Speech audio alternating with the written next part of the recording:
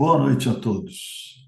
É com enorme prazer que iniciamos este webinar Multimodalidade do Antílio, Excelência em OCT da Heidelberg. Em nome de toda a equipe iHome, agradeço imensamente pela presença de todos os inscritos e por se juntarem a nós nesse evento tão especial. Quero fazer um agradecimento muito especial aos nossos ilustres palestrantes convidados, Dr. Renato Ambrosio, Dr. Arthur Vandenberg e Dr. Carlos Arce, que aceitaram o nosso convite para compartilhar seu conhecimento, suas experiências, aliadas à nossa tecnologia. É uma honra tê-los conosco e sabemos o quanto o tempo de vocês é valioso. A dinâmica da webinar será primeiro o Dr. Arthur, depois o Dr. Arce, por último o Dr. Renato. Ao final, abriremos para discussão entre os doutores e perguntas e respostas dos inscritos. Por favor, usem o chat para enviar suas perguntas. Estamos muito felizes com a presença de todos. Esperamos que este webinar seja uma excelente oportunidade de aprendizado e troca de experiências. Aproveito para convidá-los a seguir a iHome no Instagram, @iHomeoftalmo, para ficarem por dentro de nossas novidades. Caso precisem de ajuda, nossa equipe estará disponível ao longo de todo o evento. Dr. Arthur iniciará abordando sobre análise de ângulo, glaucoma e catarata com o uso do antílio, uma abordagem integrada. É com grande honra que passo a palavra ao Dr. Arthur. Muito obrigado, Dr. Arthur. O módulo de segmento anterior do Spectralis também faz medidas, né, como eu falei, mas com uma profundidade mais limitada, né? Vejam aqui a diferença da imagem do Anterior, que pega uma profundidade maior aí das estruturas do segmento anterior.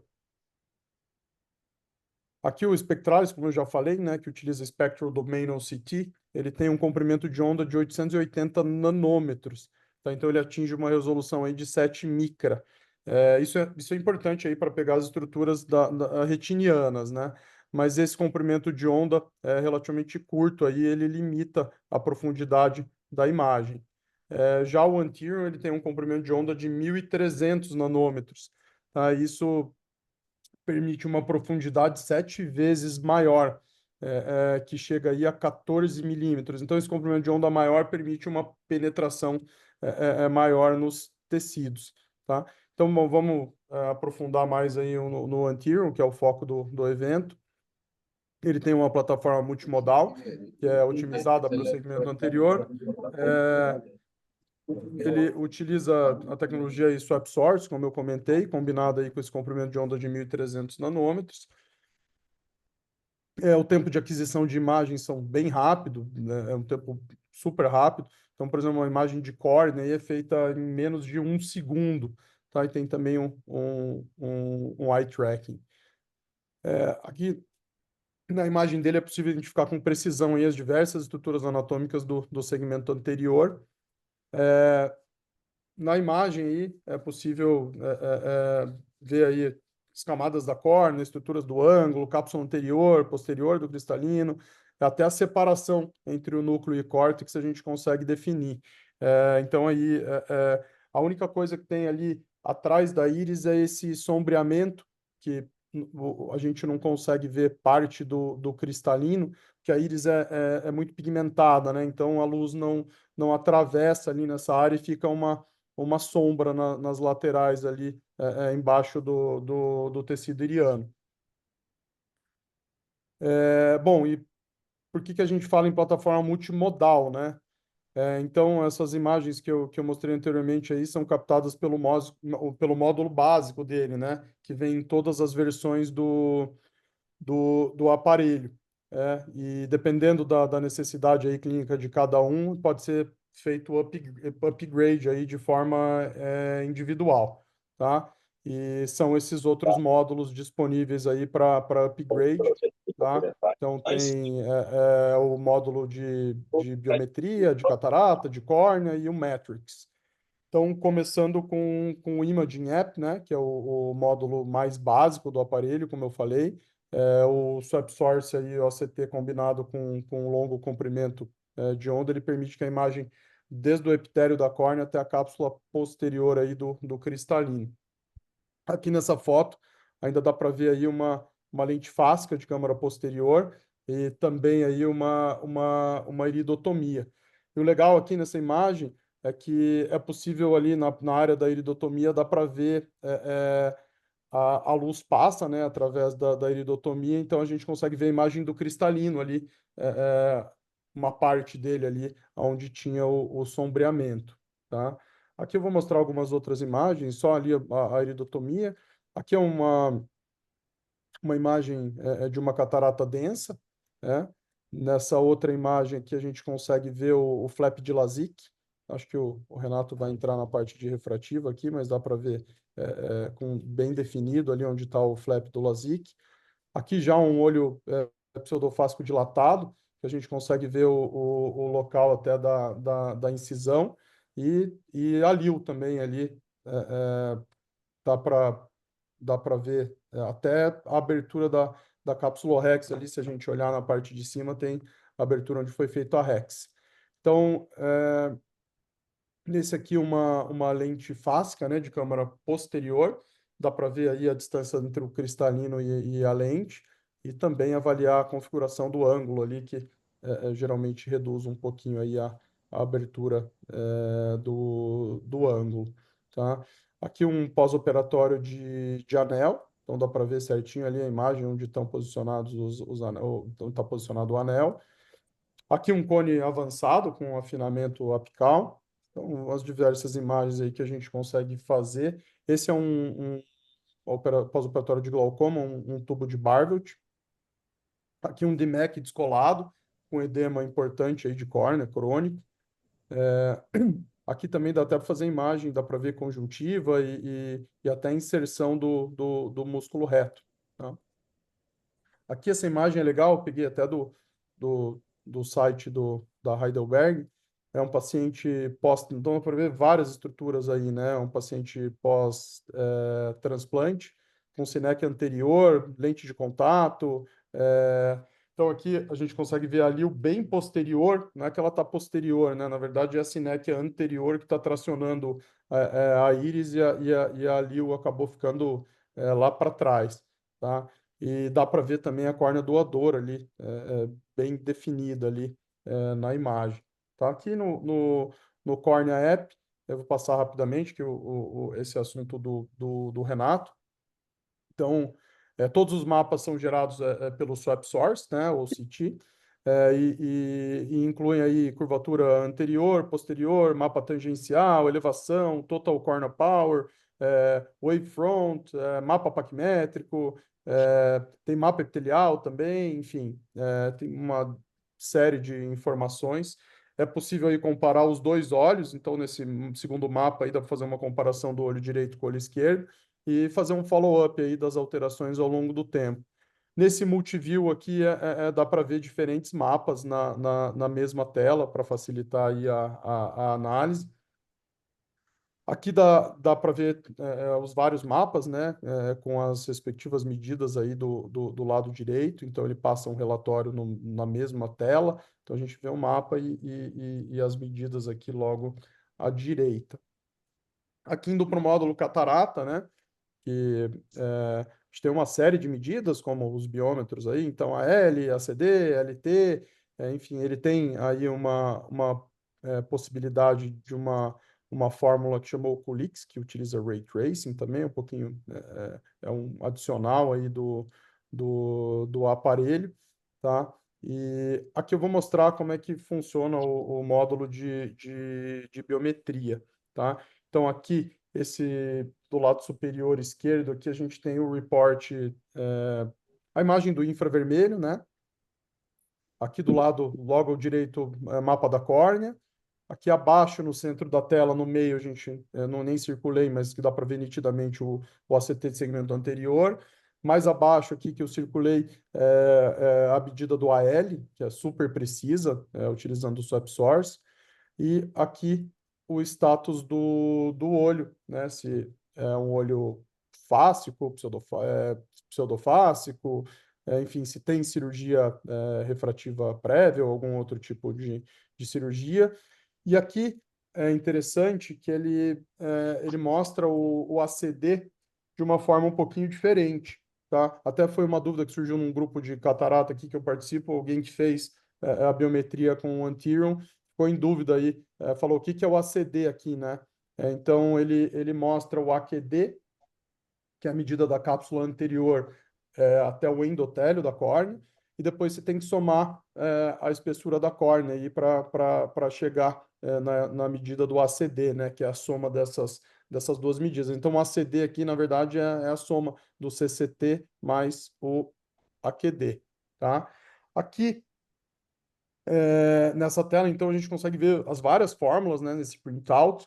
Então, do lado esquerdo, as diferentes LEOs, diferentes fórmulas, e do lado direito, os dados biométricos do paciente que já tinham na tela anterior. Então, aqui é interessante que enquanto a gente checa qual LEO a gente vai implantar, né, ou indicar, dá para ver também do lado direito aqui aberrações de alta ordem, dá para ver tamanho de pupila, ângulo capa, aberração esférica. Então, aqui por uma Liu Premium, por exemplo, são dados super importantes para a gente fazer a melhor escolha. Então, no mapa, a gente tem isso simultaneamente nessa tela. Tá? Aqui, já dá também, se o paciente tem algum tratamento refrativo prévio, dá para escolher aí no próprio aparelho. Então, o Barrett já entrega o resultado diretamente aqui, não precisa ir na fórmula, procurar, enfim, já sai o resultado aqui no aparelho.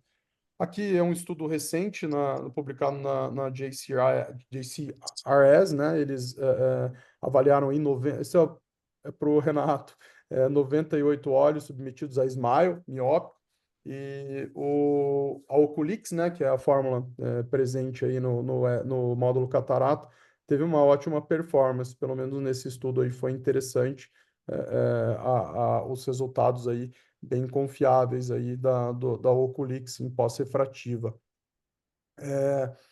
Aqui no Matrix, pulando para o próximo módulo, né, dá para a gente fazer múltiplas medidas, como o corneal thickness, ACD, LT, Vault, branco a branco, e as medidas aí relacionadas ao ângulo, tá? Eu vou mostrar um pouquinho para frente, ainda nesse módulo aí, tem essas 6 imagens aí, dá para avaliar o ângulo em diversas posições, 12 posições, dá para fazer análise do ângulo, tá? Aqui eu coloquei só são muitas medidas de ângulo, a gente estava conversando com o Renato aqui, breve, tem muitos nomes, então, assim, tem o ACA, SSA, AOD, TISA. Então, cada medida ela é específica para uma região do ângulo e uma área de medida. Tá? Então, eu joguei ali em cima para não ficar muito poluído. Então, SSA 750, aqui tem qual o ângulo da câmara anterior, e junto dá para ver as estruturas ali do trabeculado, corpo ciliar, enfim, dá para ver todas as estruturas ali próximas do ângulo. Esse aqui, eu já mostrei esses nomes no slide anterior, e ele mostra uns gráficos aí de análise em 360 graus aí das medidas, tá? Esse aqui é um caso interessante que eu trouxe aqui, é uma paciente jovem, ela é uma paciente de 32 anos, diabética tipo 1, e chegou com uma catarata densa aí, ela queria ficar livre independente dos óculos, né? E ela tinha uns exames, sem retinopatia, mas uns exames bem, de glicemia bem inconsistentes. Ela não era muito bem controlada. A gente sabe que tem uma chance grande de desenvolver retinopatia diabética aí. E eu fiz aqui a tomografia anterior, dá para ver que é um olho pequeno, tanto no branco a branco quanto no ACD. A gente tem um ângulo mais estreito dela ali, né? E não respeitei muito o tamanho do olho e acabei indicando coloquei uma lente no saco, uma lente tórica, era uma T7, e coloquei uma Edon, uma lente trifocal suplementar. No primeiro dia de pós-operatório, ela estava com a câmera super rasa, dá para ver aí o ângulo na medida, fechado aqui, praticamente, e, e fiz esse OCT aí no primeiro pós-operatório já. Dá para ver nitidamente o vault aí está muito grande, é, ficou muito pouco espaço no olho, então a tomografia é super válida ali, além da biomicroscopia, a gente ter essa ver essa configuração aí, que o olho estava apertado mesmo. Eu indiquei até a retirada da lente e eu coloquei uma Sulcoflex, ó. Eu troquei, a Sulcoflex já é uma lente que tem um C-loop, acabou ficando melhor para a configuração do olho da paciente. E aqui a gente já tem ampliação do ângulo, já tem um posicionamento, um vault melhor. Então, assim, é bem interessante as formas que a gente pode usar aí também no pós-operatório essa ferramenta aqui do Anterior, tá? Então, bom, aqui concluindo, né? Então ele desempenha aí, como eu falei, múltiplas funções em um só aparelho, faz uma biometria super precisa e confiável, topografia, aberrometria de córnea, um OCT de altíssima resolução. Eh, Na biometria aqui, ele consegue ler cataratas super densas, né? Por causa do swap source, então difícil a gente precisar aí fazer uma biometria ultrassônica aí de imersão usando ele na rotina. Então, funciona muito bem. E tem um Matrix aí também que permite a gente realizar uma infinidade de medidas. Então, é um aparelho compacto que consegue englobar aí uma série de funções, né, multifuncional. Então, é bem interessante aí a forma de, de utilização dele. É um aparelho que eu utilizo com bastante frequência aí, diariamente na minha rotina. Bom, acho que era basicamente isso que eu queria passar, um overview do aparelho aí, e acho que os outros colegas vão se aprofundar, acho que em cada módulo, enfim, mostrar as variadas funções de uma forma mais profunda.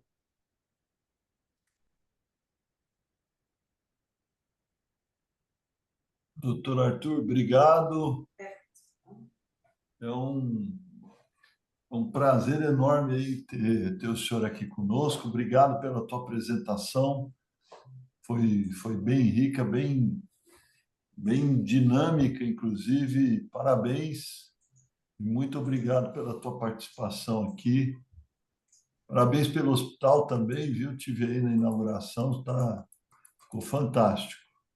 Valeu, obrigado, Antônio. Eu que agradeço o convite aqui.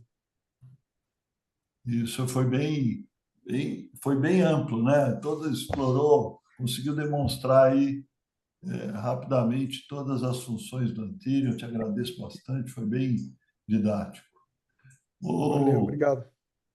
obrigado. Eu vou passar agora a palavra para o Dr. Carlos Arce, que é um grande usuário também, já tem muitos casos interessantes, tem uma vivência grande aí com o aparelho, ele vai compartilhar aí a experiência dele conosco.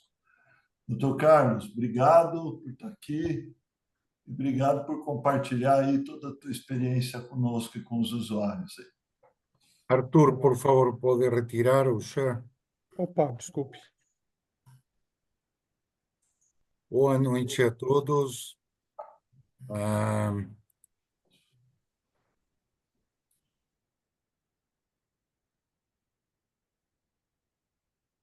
agradeço a iHome, a Natália, a Antônio, a oportunidade de poder estar com vocês hoje, essa noite. Vamos a falar um pouco do Anterior. Para quem não me conhece, acho que a maioria eu sou diretor da Clínica de Olhos em Sousas. oftalmologista no BOS, em Sorocaba. E meus financial disclosure desde 2023 y 2024. Comencemos. Esta es una antigua combinación de mapas. 4 mapas: BFS anterior, posterior, axial anterior, paquimetría. Na realidade, nós devemos considerar que estos 4 mapas son insuficientes no 2024. No debemos pensar que a topotomografia do segmento anterior, não somente da córnea, pode nos dar apenas esses 4 mapas. Então, com o Antirium, temos a grande vantagem de que podemos fazer 6 mapas, 3 mapas, 4 mapas, 2 mapas e mapa único. Então, eu criei esta composição de axial anterior, tangencial anterior, BFS anterior e os respectivos mapas da superfície posterior, onde temos, indudablemente, com as escalas corretas, podem ver que o amarelo está em 48 na superfície anterior e nos mapas BFS estamos com a escala de 5 micras, na superfície posterior, estamos com o passo amarelo em 7, menos 7. A superfície anterior com escala de menos 1, de 1 dioptria, e a escala posterior em escala de menos 0,25 dioptrias. Desta forma, nós conseguimos ver a superfície posterior em forma correta e não com outros equipamentos onde a superfície posterior não tem congruência, porque a escala está invertida. Então, temos que entender um pouco qual é a diferença entre axial e tangencial. A maioria está acostumado a ver somente o axial, mas o axial somente nos enxerga o centro da córnea. O tangencial nos consigue visualizar mais na periferia. O axial é como um zoom do tangencial. Se nós colocamos nas escalas corretas, o axial é basicamente igual ao tangencial. Assim que eu prefiro muito mais ver o mapa tangencial para meus diagnósticos de ceratocone pré-operatórios de cirurgias, enquanto que do axial se ven os dados para o cálculo da lente intraocular. Uma vez me perguntaram qual é o diâmetro para o cálculo da LIO. Se eu tenho 3, 4 milímetros no axial, isso corresponde a 1,5, 2 milímetros no tangencial, que são mapas equivalentes, somente que no tangencial estamos vendo a posição correta das lesões ou das patologias, embora aqui neste equipamento tenhamos somente até 8 milímetros de diâmetro. Então, esta é uma composição, por exemplo, em um caso por LASIK, onde temos os mapas anteriores e posteriores, mas também podemos colocar aqui a paquimetria total da córnea, também com as escalas corretas, onde o espesso é azul e o fino é vermelho, o estroma e o epitélio. Isto é muito importante compreender porque muitos outros OCTs estão com a escala de epitélio invertida. Então, aqui o que é espesso é mais escuro, o que é mais fino é mais amarelo. Já vamos ver isso nitidamente. E isso faz congruência com a escala de paquimetria que estamos acostumados. O Antirium nos permite alguns mapas também um pouquinho diferentes. temos que nos acostumar a ver o mapa do Total Corneal Power na primeira coluna, ok? En tipo de córnea multifocal tórica, por exemplo, em cima, pós-lacy com ceratocone com coma muito grande, o mapa das aberrações e novo mapa que he começado a visualizar e me parece muito interessante, ok? Que é a relação posterior-anterior. Por exemplo, só como anedota, como nos gatos as superfícies são paralelas, ok? Esta relação PA tem uma cor única e tendência ao amarelo, ok? Ou laranja, e não ao azul nos gatos. Então, temos que começar a aprender a interpretar este tipo de mapa. O Antirio nos produz para diagnóstico de ceratocone o que se llama o SCORE, desenvolvido pelo grupo de Damien Gatinel em França.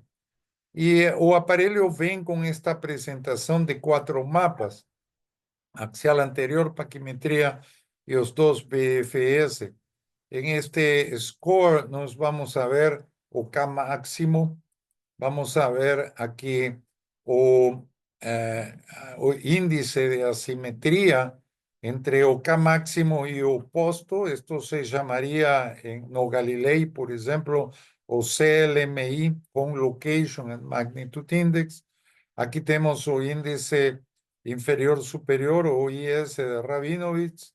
Tenemos también un índice de irregularidad adaptado que se crió en Plácido. Es uno de los índices de superficie anterior para ceratocone muy fuerte. O a elevação posterior, o valor máximo de elevação posterior, porém diferente a outros equipamentos que utilizam uma área fixa e pode ter aos lados, por exemplo, em astigmatismo. Aqui utiliza o ponto mais fino. Então, mede no ponto mais fino, assumindo que no ponto mais fino corresponde ao cume da montanha, ao cume do calombo em ceratocone. E o ponto mais fino aqui, que seria o local onde se mede o BFS máximo posterior. Adicionalmente, temos a progressão paquimétrica, que é muito fácil de ler, se nós entendemos que a progressão é mais rápida quando temos mais de 200 micras sobre o ponto mais fino. Então, são 40 a 45 micras por milímetro da velocidade de progressão. 467 mais 200 são 667. E se nós entendemos que este ponto aqui está a 9 milímetros, vocês podem ver que termina por embaixo dos 600. Então, isto está com uma córnea fina que consigue seguir o perfil da normalidade, não tem uma córnea afinada, porque não está com uma progressão paquimétrica aumentada. Nesse caso, este gráfico seria muito mais em aclive, muito mais íngreme. E esta é a proposta que fiz para Heidelberg, a possibilidade de mudar os mapas do SCORE. Eu prefiro o tangencial anterior, o mapa de paquimetria, o tangencial posterior com a escala correta, o epitélio, que considero que me vai dar muito mais força para o diagnóstico de ceratocone, o BFS posterior, que é muito mais importante que o BFS anterior, e a possibilidade do desenvolvimento do BFTA posterior. Actualmente, o único equipamento que tem BFTA real é o Galilei. O Pentacan tem um BFT, mas não é igual que o BFTA do Galilei. Aqui é um caso de ceratocone, novamente, com os índices K máximo, o índice de irregularidade e os índices 2 de assimetria. o ponto de maior elevação posterior e o ponto mais fino, e vocês podem ver que os gráficos de progressão paquimétrica já estão diferentes, não seguem o perfil da normalidade aqui em verde. Aqui na triagem, minha triagem de ceratocone, eu utilizo muito o score. Aqui em um caso, outro 0,8. Aqui em 1,7, onde temos, interessantemente, nos está indicando onde que começa a estar mais suspeito, né? Aqui, por exemplo, no ponto de maior elevação e no ponto mais fino, além do K máximo, que também está para já no amarelo, não? E aqui, em outro caso, de um ceratocone grau 1, mas com progressão paquimétrica em ambos de embaixo, dentro da normalidade ainda. Aqui já casos de ceratocone mais claros, onde podemos ver os índices de score, aqui com diferentes mapas tangenciais, paquimetria BFC posterior, por exemplo, ou como eu prefiro agora mostrar o score, que é o tangencial anterior, paquimetria, o BFS posterior e o epitélio. Observen que neste caso, okay, a progressão relativa em porcentagem começa a ser muito notória a diferença com a normalidade em relação à progressão absoluta. Mas uma das razões deste slide é o epitélio, que podem ver aqui nos dois casos da direita, enquanto que no de cima temos um afinamento já em amarelo, 44, de espessura 40, na parte inferior, que é o característico do ceratocone. Em um caso mais avançado de ceratocone, onde temos o aplanamento periférico, inclusive anterior no tangencial, aqui vemos uma variedade no epitélio. O epitélio tem umas áreas mais finas, inclusive o centro estaria um pouco mais espesso. Isso pode acontecer, às vezes, com crosslinking, e o crosslinking pode modificar as características do epitélio. Este é um caso clássico de o que eu chamo pré-ceratocone tipo 1. Estas córneas han sido clasificadas como ceratocone por muito tempo e não são ceratocone. Parece ceratocone, mas não são. Aqui em cima com o Galilei, aqui embaixo com o Antírio, podem ver que é uma córnea multifocal tórica, okay, multicurva, anterior y posterior, los mapas anterior y posterior.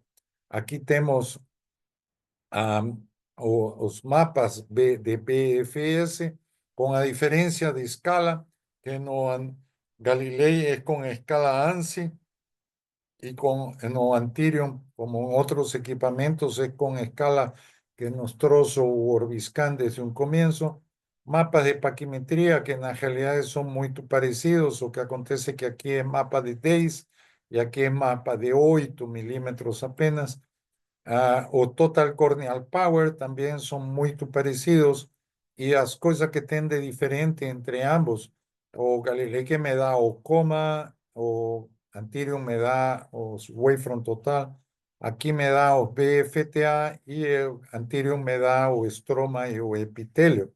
Observen que tem un afinamiento de epitelio superior debido a que es una pálpebra fuerte de una moza que cuando era más nova tenía epicanto, inclusive.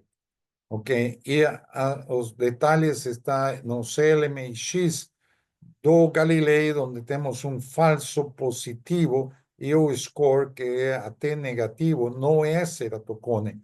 Y no es, aquí es falso positivo porque o ponto mais alto está tomado aqui na entrada amarela, como é um astigmatismo, um cilindro muito alto, Então, e o Galilei mede somente numa área fixa, enquanto que o Antirio mede no ponto mais fino. A paquimetria é totalmente normal. E no ponto mais fino, o BFS posterior é totalmente normal. Ok, para confirmar, fizemos um Pentacam nessa paciente. Aqui tem os mapas de curvatura muito parecidos. Y o local donde fez aquí en Campinas, yo no entiendo esa cuestión. Tal vez Renato, que sabe más de Pentacam que a gente, nos possa dizer por que os usuários utilizam escalas diferentes para elevação. Estes dois mapas deveriam ser semelhantes a estes dois de aqui. E podem ver que a progressão paquimétrica e os mapas diferenciais do BAD são semelhantes. Como explicamos essas córneas? Essas córneas são como um ovo amassado, onde temos um cilindro grande, simétrico, a favor da regra, em córneas sumamente estáveis, ok? E que quando são espessas já foram até operadas com PRK.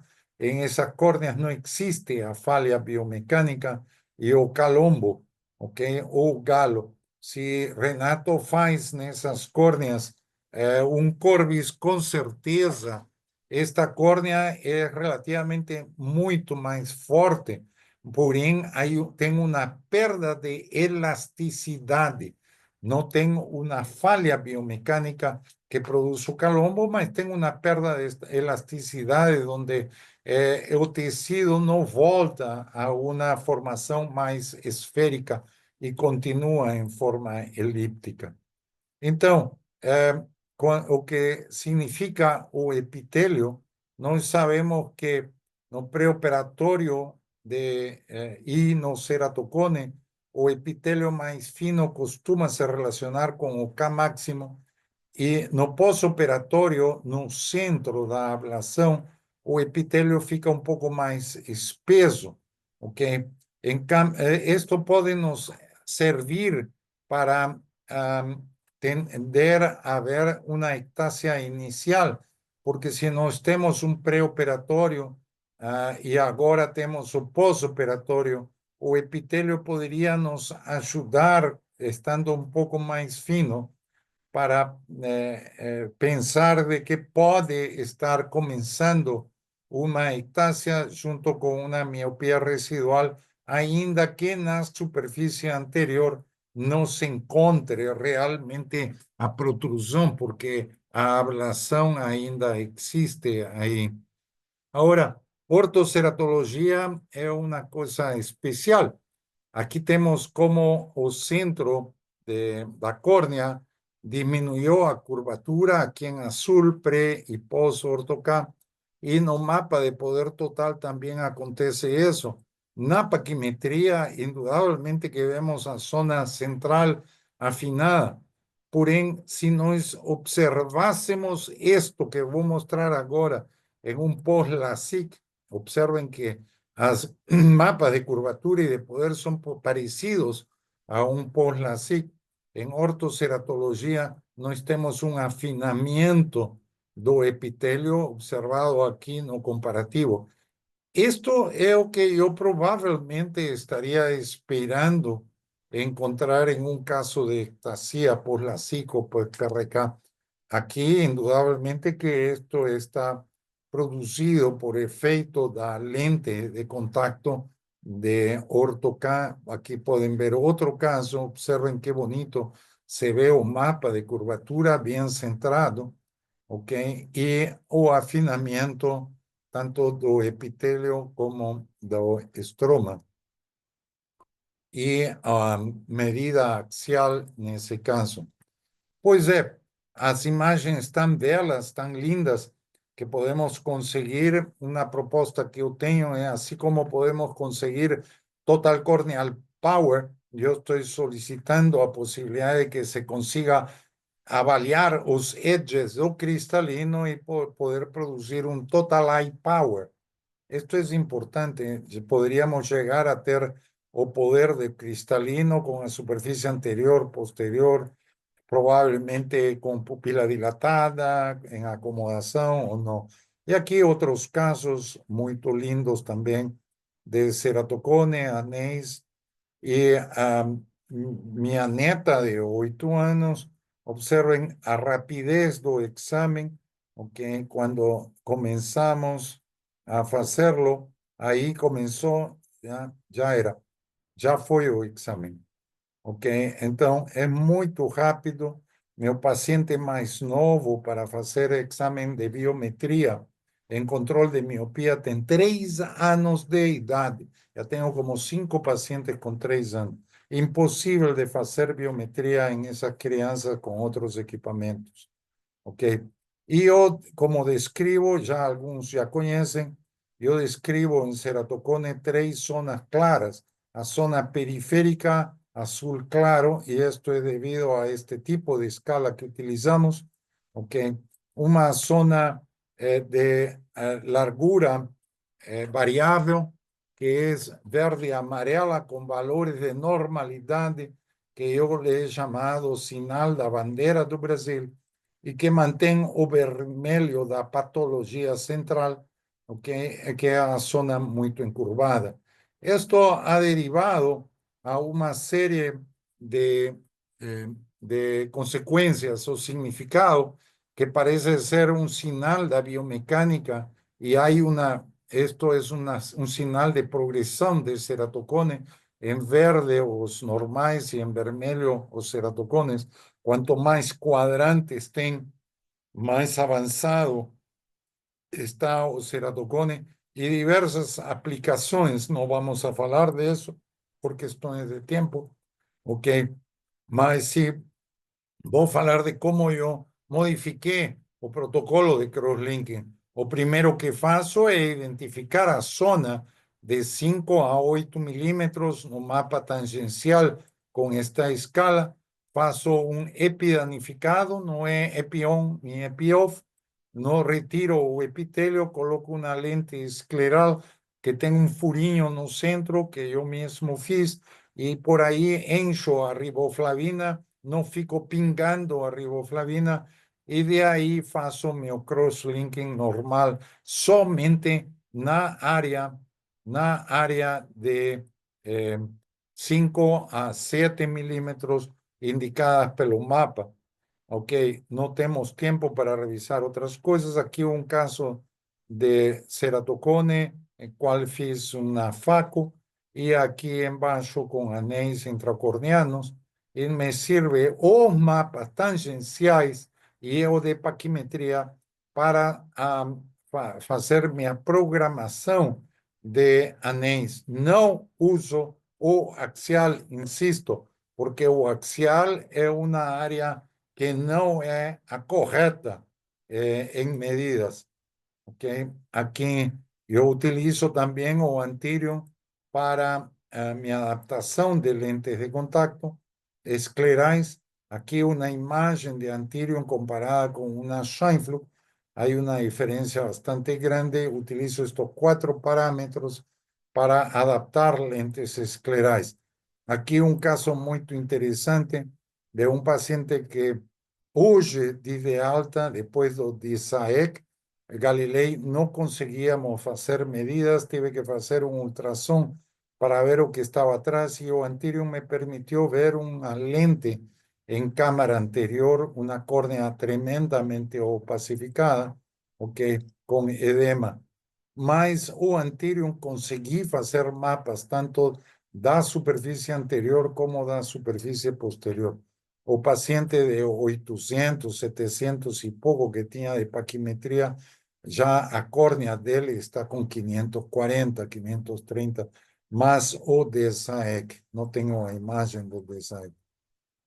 Aqui um Hyrops, já não é o único paciente com Hyrops que tenho com Antirium.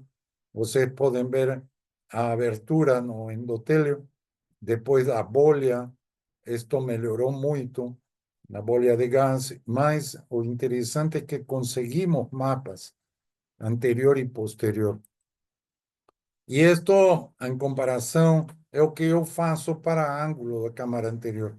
Esta tabela era de meu pai, do Dr. Schaffer, da década dos 60, Então, eu utilizo isto e comparo e falo para o paciente, mira, você só podia desenhos naquela época. Agora nós temos imagens, Schaffer 4, Schaffer 3, posso ver o volt com a linha esporão, esporão, que posso demarcar. Aqui o volt do cristalino, Schaffer 2, Schaffer 1, Schaffer 0, aqui. Então, eu faço Jack Laser em Schaffer 1 e Schaffer 0, okay? E é muito frequente. Há necessidade de pagar o equipamento, assim que isto é uma fonte de ingresso para todo mundo que tem este tipo de tecnologia. O esporón que nos sirve como medida parecida ao white para o ICL. Aqui temos a espessura do flap.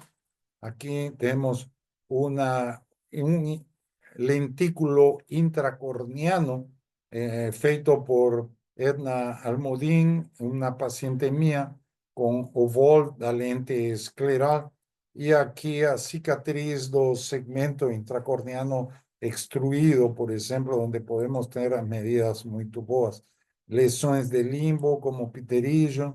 Eu estou tentando medir esclera na inserção do recto lateral e o recto meio para ver se isso se correlaciona com progressão de miopia.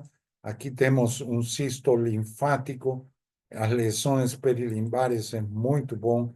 Aqui em ICL, vemos o volt da ICL e a tomografia e biometria óptica do antírio é aquela que tem o maior comprimento de onda. Isto tem relação com quanto o equipamento pode passar sobre cataratas mais densas e nos permite dar os picos da córnea, os picos do cristalino e do comprimento axial aqui embaixo. Agora, isto é diferente a outros biômetros que não nos dão os picos do cristalino, simplesmente o anterior e o posterior. A possibilidade de ver agora os picos aqui da lente intraocular nos permitem prever a possibilidade de medidas pós-faco, onde poderemos ter o ELP real, ao mesmo tempo que estas imagens me permitem a mim fazer uma avaliação do possível tilting. A aberrometria total da córnea é o que o cirurgião de catarata precisa. É uma córnea normal com uma aberração esférica relativamente normal, 0,11, 0,18. Nós poderemos colocar qualquer tipo de lente esférica de aberração esférica positiva, neutra ou esférica de aberração esférica negativa. Uma córnea oblata operada de miopia com uma alta aberração esférica positiva, un 14,018, somente poderemos pensar o en una neutra o una aberración esférica negativa. En un post-LASIK, observen que tem quase cero en este post-LASIK hipermetrópico, que é o que acostuma ter bastante agora com os novos perfis de ablação para hipermetropia. Na realidade, aqui posso colocar qualquer dos três tipos de lente, se quero para visão próxima, mais para perto, deixando em aberração esférica positiva, ou para longe, eu deixaria o mais próximo do zero. E estas duas córneas deste paciente são muito bonitas, porque compara um ceratocone pode ter várias coisas. Aqui temos aberração esférica positiva devido a que a esta enorme assimetria superior e inferior, enquanto no outro olho, que é muito mais avançado, temos um ceratocone mais central e temos uma aberração esférica negativa extremamente alta. Ok? Então, temos que medir a aberração esférica para poder decidir qual lente vamos a colocar.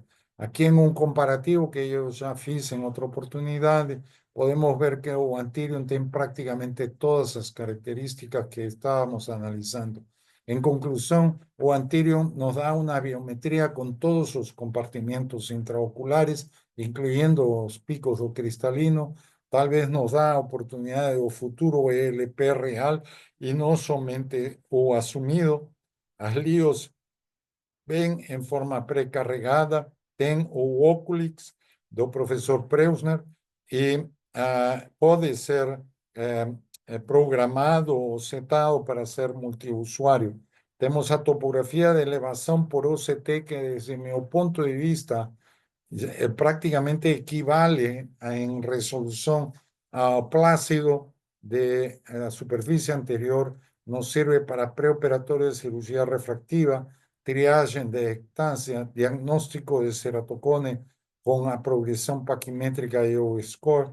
É muito melhor tomografia que o Scheimpflug, especialmente para os dados da superfície posterior com escalas correctas e a paquimetria nos permite a espessura do epitélio com escalas corretas, avaliação da câmara anterior para glaucoma, da bolha filtrante, lesões de limbo, inserção de músculo em Grave, por exemplo, espessura de esclera, talvez, guia de adaptação para crosslinking, para DALC, para adaptação de lentes de contato, ortocam e esclerais.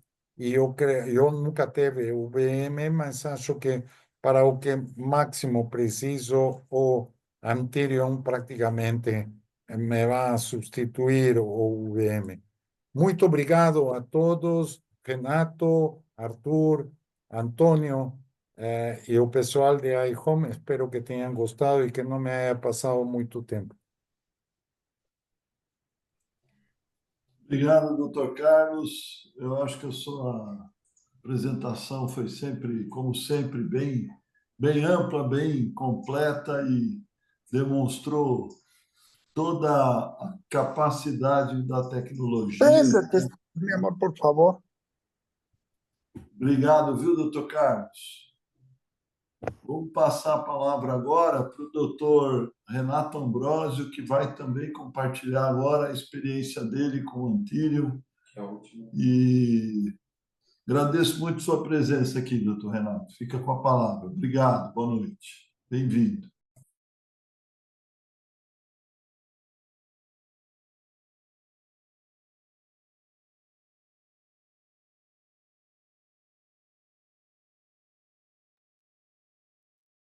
Obrigado. Eu estava no mudo. Estava agradecendo aqui essa oportunidade de falar para vocês sobre a minha experiência com o Antério. E é um prazer falar depois do Carlos e também estar aqui junto com o Arthur Vandenberg. Então, vou falar um pouco da minha experiência com o OCT, Antério. Esses são os meus interesses comerciais. Eu trabalho com várias empresas, mas posso dizer honestamente que o meu interesse maior hoje é ajudar o meu paciente da melhor forma.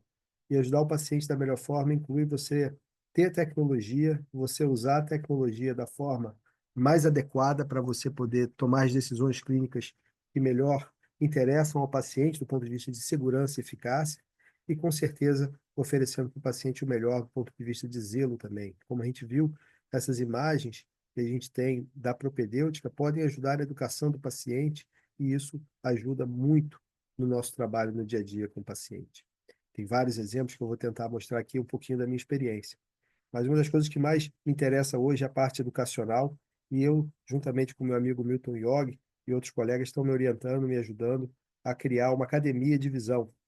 E essa academia de visão não é só sobre cirurgia refrativa, mas tem um pouco de filosofia aplicada que a gente pode aprender junto. Então, aqui, se alguém tiver interesse, pegar esse QR Code, ou então esse bit.ly ava.com.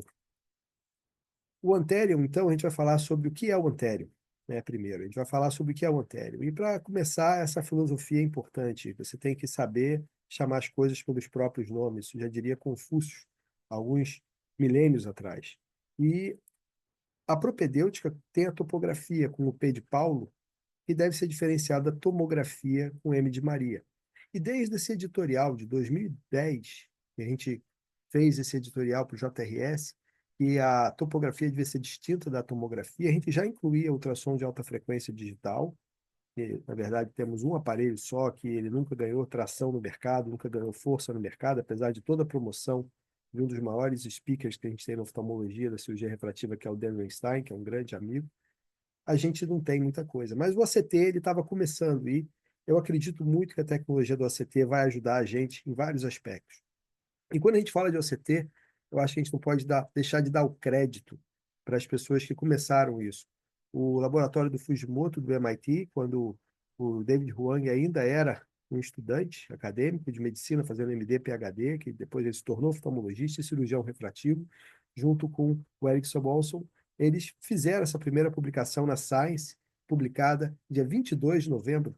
Olha só, praticamente alguns dias atrás fez o aniversário dessa publicação, que tem mais de 18 mil citações na revista Science. Talvez seja uma das maiores publicações relacionadas com oftalmologia em relação ao número de citações e o impacto que ela gerou. E a gente hoje vive uma revolução do ACT de córnea e segmento anterior. Muitos anos atrás, eu ficava frustrado porque eu falava com o pessoal que fazia ACT, inclusive da Heidelberg, que a retina era tudo que eles queriam, mácula, um pouquinho para o nervo óptico. E a córnea era uma sobra da sobra do tempo deles de pesquisa e desenvolvimento. Mas depois, eu acredito, principalmente com o advento do conceito da cirurgia refrativa da catarata, a gente vai falar sobre isso, eu acredito que isso trouxe um grande desenvolvimento. E o Anterion é um dos aparelhos que oferece uma plataforma completa, porque além dele dar imagens excelentes e uma avaliação excelente da córnea, ele dá um estudo ceratocônico, o Carlos já falou, vou falar um pouco da minha experiência, das minhas observações. A gente tem a biometria ótica com Swap Source, que é muito bom. Então é importante entender a diferenciação do que é o Spectral Domain e o Swap Source, que é o Anterion e o Spectralis, por exemplo, na plataforma da Heidelberg. O Vandenberg já falou um pouco sobre isso, mas quando você usa o Spectralis, você tem um espectrômetro. E esse espectrômetro ele tem uma capacidade de decodificar usando a transformação do Fourier, ambos usam a transformação do Fourier, e essa decodificação faz a mágica, que cada pontinho desse vai fazer um sinal, e esse sinal é computado para fazer a imagem do tecido, que é o que a gente pode correlacionar até com uma capacidade de você ver a biópsia óptica. Né? E esse espectrômetro ele vai funcionar diferente da varredura que você tem, do Swap Source, ele faz uma varredura em vários comprimentos de onda e também faz essa transformação do Fourier. O comprimento de onda do Swap Source é tipicamente maior do que do Spectral Domain, e isso dá uma capacidade de penetração maior.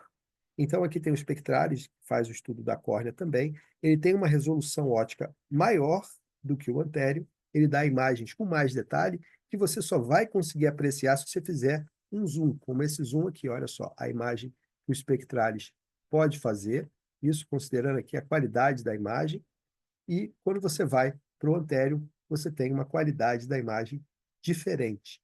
Ela é boa o suficiente para dar o epitélio, principalmente com os truques óticos que tem como propriedade intelectual da Heidelberg, para poder fazer a segmentação de forma adequada, o que não foi uma coisa que veio na primeira geração do Anterion, demorou para conseguir chegar no ponto que a gente está hoje. Em relação à retina, o Spectral Domain tem algumas vantagens, mas o Swap Source consegue fazer algum tipo de modificação para dar a imagem da retina. Então, a gente vê hoje, cada novo aparelho, cada nova geração de aparelho, você vê o Swap Source e o Spectral Domain cabeça a cabeça em relação às vantagens clínicas. E a gente tem que estar pronto para entender isso e ver como isso pode ajudar a gente na nossa clínica do dia a dia. O Anterion, então, ele tem 1.310 nanômetros na fonte de luz do comprimento de onda, que é a fonte primária, que faz um escaneamento de 50.000 Hz, ou seja, 50.000 scans por segundo. Ele consegue penetrar, fazendo avaliação do comprimento axial de forma bem tranquila. Ele faz um diâmetro corneano para mapas de 8 milímetros, mas ele consegue fazer uma avaliação de 16 milímetros, ou seja, pega mais do que limbo a limbo, como o Carlos mostrou, pode usar para fazer, por exemplo, avaliação de lente escleral.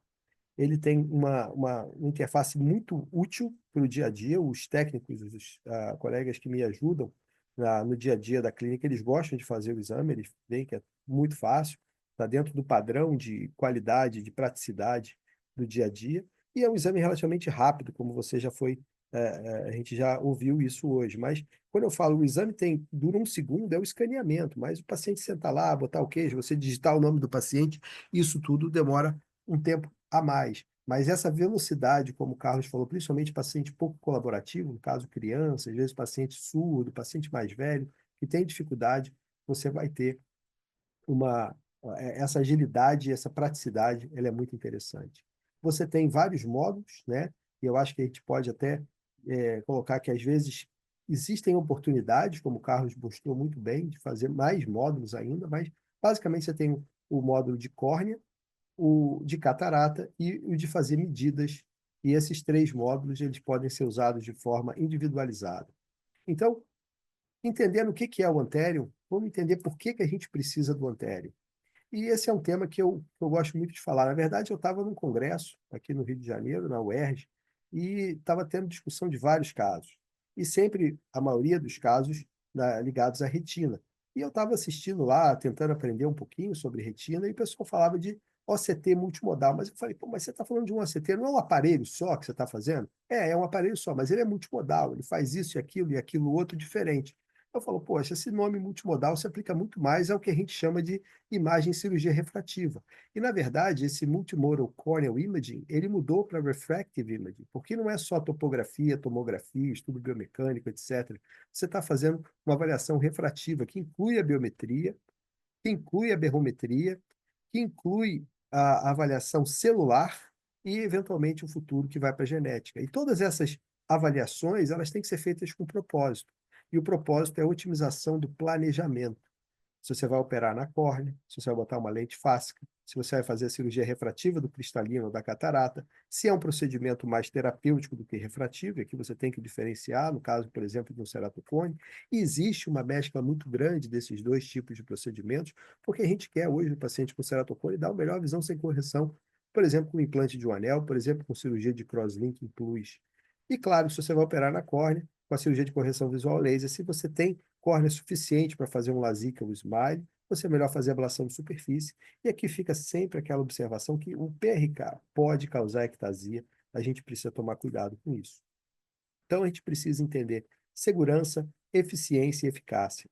E é talvez interessante a gente discutir um pouco sobre eficiência e eficácia, porque não são a mesma coisa. Você vai ser eficaz se você chegou ao objetivo. E você vai ser eficiente se você conseguiu esse objetivo com menos esforço. E é diferente você entender como você pode aplicar a tecnologia multimodal para ser bastante eficiente sem perder a eficácia. No caso do ceratocone, você tem vários aspectos da diagnose: screening, avaliação da suscetibilidade para ectasia, confirmar o diagnóstico, estadiamento, classificação, avaliar o prognóstico, fazer o tratamento individualizado e o follow-up. Tudo isso pode ser usado muito bem com o Antero. E o Antero, ele é, na verdade, um aparelho de biometria. Ele é visto como um biômetro plus, um biômetro com tomografia de córnea.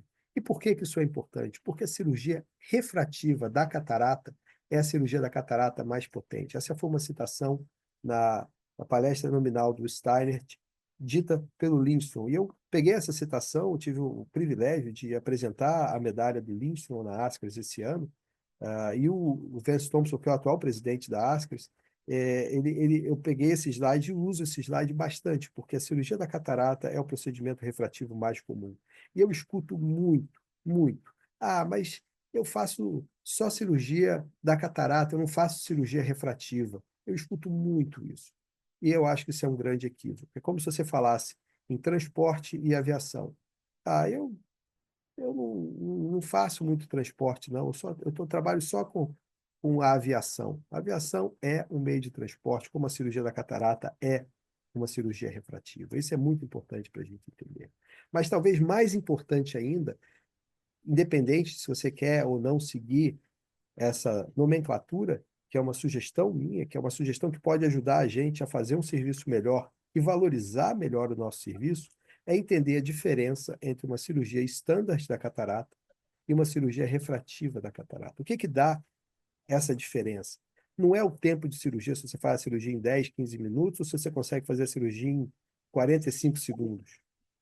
E tem gente que consegue fazer a cirurgia com um tempo fantasticamente alto, uma velocidade, e aí sim, uma eficácia muito grande. Muitas vezes com eficácia é eficiência, mas essa eficiência vai vir do planejamento. E se você quer mais do que uma palavra para definir essa diferença, eu vou botar o planejamento refrativo. E para isso você tem que entender algumas coisas, como no caso, por exemplo, a avaliação da ectasia. Ela vai mudar a acurácia da lente, ela vai mudar o impacto da lente na qualidade da visão, principalmente uma lente que divide a luz, e a gente tem que entender da ótica da córnea. E mais importante, eu vejo cada vez mais casos de segunda, terceira opinião que fizeram a cirurgia refrativa da catarata, botaram lente dita como prêmio, e agora, depois de um retoque na córnea, eles estão com ectasia progressiva. Porque se você tem uma córnea mais fraca, que vai fazer uma cirurgia da catarata, mesmo no paciente com mais de 60 anos, você pode ter ectasia. E ectasia pode acontecer depois de uma incisão de astigmatismo. Isso pode acontecer, a gente tem que estar ciente disso. Você vai fazer uma cirurgia na córnea, você tem que entender sobre a córnea. Então, a gente vai agora para o porquê e agora para o como. Como que eu uso o antério? A primeira coisa que você vê no antério são essas imagens fantásticas do ACT. Esse é um paciente que eu fiz uma cirurgia que a gente chama de bióptico terapêutica. Essa paciente implantou a lente fáscica depois do anel. O anel melhorou a visão, ela melhorou a visão corrigida, ela tinha uma miopia alta. Ela perguntou se podia melhorar mais e não usar mais uma lente de contato. A gente ofereceu uma lente intraocular fáscica, tórica, e ficou com um resultado excelente. Isso é mais de 10 anos depois, a gente vê o Volt. Essa é a primeira geração ainda, que a gente começou a usar com mais frequência no Brasil. Não a primeira geração da ICL, mas ainda não tinha um furinho. Você vê aqui a iridectomia bastante generosa realizada naquela época. Um outro caso que eu vejo é um paciente que tem uma avaliação da catarata com essa alteração que pode ser vista como uma catarata polar posterior. Se você der um pause aqui, você vê que isso aqui pode ser visto como uma catarata polar posterior. Mas quando você faz o antério, eu vejo que o antério mostra que essa catarata é uma catarata subcapsular posterior, e isso facilita muito no nosso dia a dia para a gente poder fazer a cirurgia com segurança. O Carlos falou muito bem sobre a adaptação de lente escleral. Você pode mapear o Volt. Talvez aqui uma oportunidade seria você ter um Edge Detection para você clicar no botãozinho e falar, tem lente escleral aqui. E aí você faz, dentro de uma avaliação tomográfica, você faz um mapa desse Volt e, eventualmente, isso pode ajudar a gente até a fazer pequenas mudanças para melhorar, no caso de um toque, no caso de uma situação que precisa ser otimizada para lente escleral. Esse é um paciente com ceratocone moderado, e a minha esposa adaptou a lente de contato escleral e ficou excelente. Tá? Realmente é uma coisa fantástica, porque o outro olho, ele fez o transplante em outro lugar e nunca melhorou a visão, e tem um alto astigmatismo. E aqui você pode entender esse transplante penetrante, que, praticamente, ele não teve o resultado tão bom, apesar da biomicroscopia estar relativamente um belo transplante, relativamente bem centrado, transparente, com bastante célula, e esse paciente não tem uma boa visão, e a gente pode usar até essa tecnologia para indicar uma cirurgia de correção visual a laser refrativa, terapêutica, para melhorar a visão desse paciente. Esse é um caso que eu vi recentemente, essa semana. Esse paciente fez uma lente cachê há mais de 10 anos. E quando eu vejo esse paciente da cachê, dá até um arrepio, porque eu não sei o que vai vir por aqui. Então, olha só, a cachê está muito bem, a câmera anterior tem um espaço generoso, e isso mostra a lente aqui na posição certinha e um ótimo endotélio.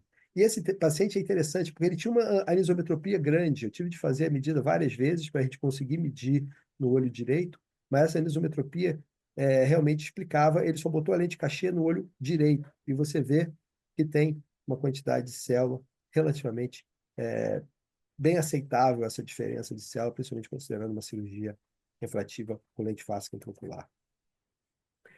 Essa paciente também é uma paciente recente, um caso de um DMEC pós cirurgia de catarata com uma lente hidrofílica. E não pode botar lente hidrofílica em paciente com gutata. Essa talvez seja uma grande lição desse caso, porque ela pode opacificar. Mas você vê essa opacidade aqui, e a paciente está com 20/30 de visão no olho único. Isso ajuda até a orientar, olha só, está vendo o seu problema aqui? um outro médico, um doutor, colega, ajudou, e aí talvez um terceiro colega ajudou, isso não é tão ruim assim, não, isso aí ajuda o paciente a ficar mais tranquilo. Mas enquanto um outro colega está indicando tirar essa lente para arrumar uma outra lente numa cápsula posterior aberta, num paciente olho único com 20/30 de visão, você pode mostrar que essa opacidade não é tão ruim assim e, eventualmente, manejar clinicamente. Isso é uma oportunidade que a gente tem para orientar o paciente. E como a gente deve entender, a medicina, o paciente tem que ser entendido e tem que ser acolhido. E, além de fazer o trabalho técnico, a gente tem que trabalhar com zelo e aliviar o paciente da melhor forma possível. Então, como é que eu uso para diagnóstico de ectasia, que talvez seja a área que eu mais me dedico? A gente não pode esquecer do trabalho fantástico iniciado pela topografia, que tem o nosso querido Rabinovitz. Há algumas semanas atrás, a gente celebrou o Dia Internacional do Ceratocone, fez um tributo ao Rabinovitz na ISRS, um webinário muito interessante, vários colegas que estão aqui participaram também. E a topografia ela é importante, os padrões topográficos, as escalas de cores, essa assimetria da curvatura, o desvio dos vetores, tudo isso é importante. O trabalho fantástico sobre elevação, Michael Belling começou, mas esse vídeo do Gatinel é muito interessante, você tem a medida da córnea, isso é da época do Orbiscan ainda, a gente pega a córnea e vai encaixar na esfera de relação, que pode ser uma esfera, uma tórica elipsoide, você pode ajustar com float, você pode mudar a zona de cálculo, isso tudo tem uma versatilidade. E o Antero ele tem uma avaliação de elevação muito boa. Eu até não entendi se o Carlos, depois do comentário do Carlos, que ele falou que o Antero não faz um Best Fit aquele episódio. Eu acho que faz sim. Eu até vou mostrar o mapa que eu tenho e ele me explica por que esse mapa é diferente do Pentacan e do Galilei. Mas aqui você tem um caso que o epitélio do paciente está grosso. E esse epitélio do paciente está grosso, apesar de o paciente ter um ceratocone alto. E o Dan Reinstein, ele promoveu que o epitélio do ceratocone é fino. E ele é realmente afinado, mas ele tem, às vezes, hiperplasia quando você tem a área de maior afinamento, e essa área de maior afinamento, essa hiperplasia, acontece de forma compensatória. E aqui você tem a Best Victoric elipsoide, o Best Victoric que você tem com esse grande abaulamento da face posterior.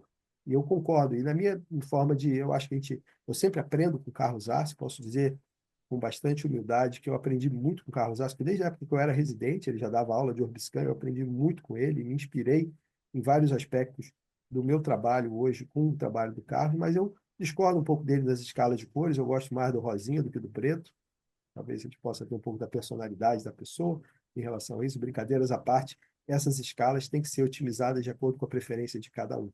E essa é uma avaliação bastante comprehensive, você vê a integração com o Swap Source da biometria, isso ajuda muito. E o score do Gamian-Gatinel, que é um trabalho que eu tive o privilégio de conhecer desde o início, dar algumas opiniões, talvez algumas coisas que eu possa ter algum tipo de colaboração com ele, mas ele tem um trabalho junto com a LanSAAD muito bom desde a época do Orbiscamp, que foi translacionado para o Antero com a progressão PACMETRIC e vários outros índices para fazer esse score.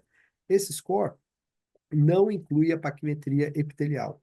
E a paquimetria epitelial, o Dan Reinstein, que é um dos médicos cirurgião refrativo que eu mais admiro, eu discordo radicalmente quando ele fala que o epitélio é a forma mais precoce de você ter um ceratocone. Porque você pode ter um epitélio grosso, mais afinado, no paciente com ceratocone avançado. E o epitélio, ele tem a habilidade de compensar para as mudanças do estroma. E o astigmatismo irregular é quando você tem o epitélio chegando ao máximo dessa compensação. Então, ele vai ter vai preencher depressões, vai afinar nos picos. Isso aqui é realmente uma forma de você ver um ceratocone inicial, sim, mas ele vai reagir a alguma coisa para chegar nessa situação. E isso é proporcional à quantidade de estroma e à quantidade de curvatura modificada.